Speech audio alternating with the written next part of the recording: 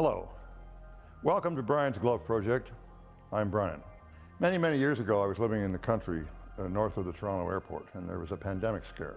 It was so serious that there was talk of closing the airport. I tried to convince people that the government would get it sorted, but then I started thinking, well, how do you sort something like that?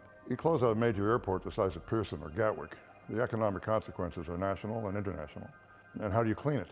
How do you reopen it? The logistics are staggering. So I started thinking that there should be some research on the first line of defense against human pathogens. The most common means of transference of infection to humans is hand to face. We all do this all the time. I thought the first thing I would look for was a material that we could coat gloves with.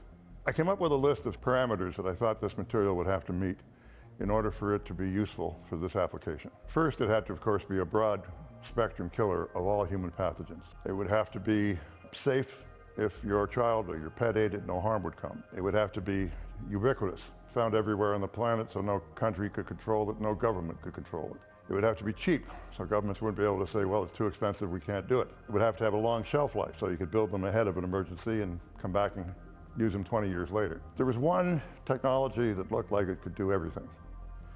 So shortly after my wife and I moved to England from Canada, she was singing with a local folk group, and the accordion player was Professor Chris Binns, who you're going to meet.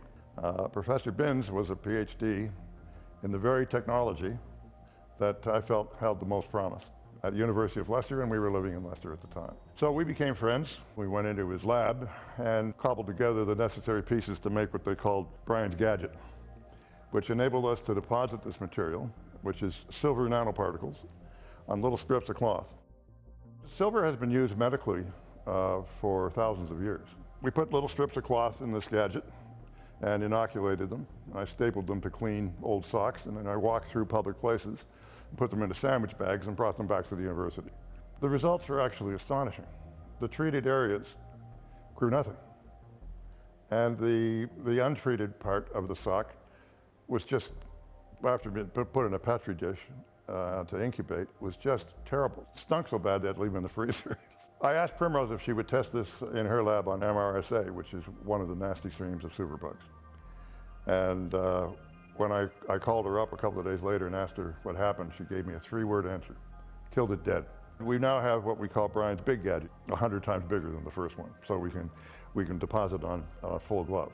The amount of silver that's needed to coat a glove that would fit my hand is way less than the cost of the glove. It's in the fractions of a penny worth of silver. One of the things we're looking at is hospitals. Hospitals are among the most germ-ridden places on the planet. I read an article recently that talked about the sources of superbugs, C. difficile and MRSA, which our technology will kill.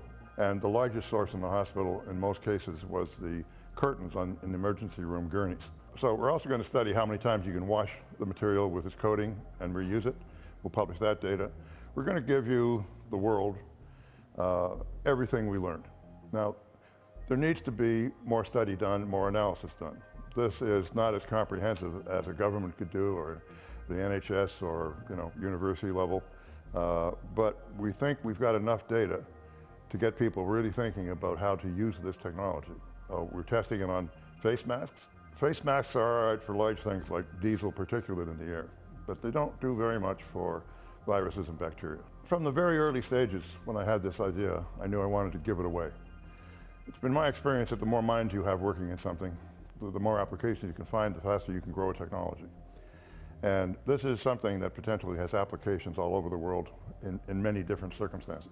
Brian's Glove Project, we're here. We've proven the efficacy of the technology, and we want the world to see what they can do with it.